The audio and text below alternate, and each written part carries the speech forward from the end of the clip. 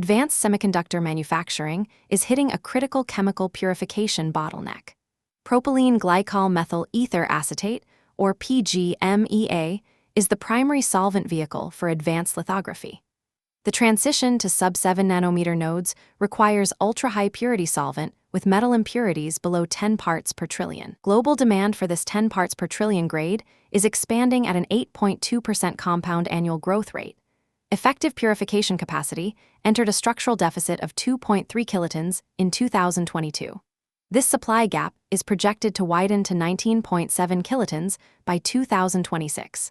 The deficit is driven by lagging capital expenditure in high-purity fractional distillation columns.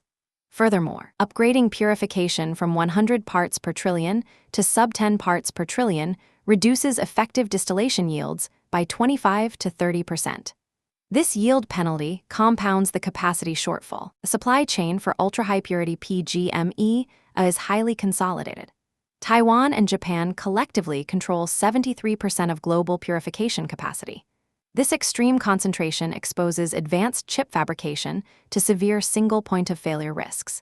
Mainland China produces large volumes of industrial-grade solvent.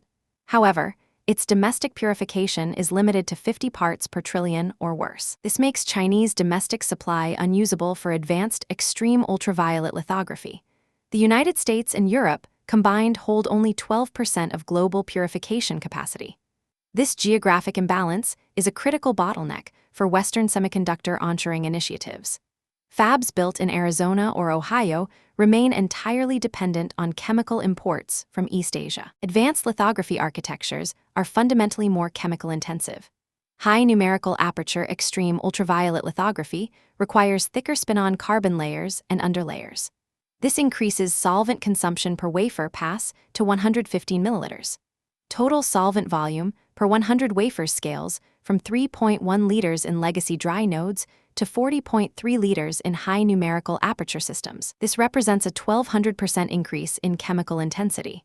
Continuous track cleaning and extreme ultraviolet pellicle requirements further escalate auxiliary solvent use. The physical reality of chemical transport and storage is now a primary constraint on fab throughput. Software optimization cannot bypass this material bottleneck.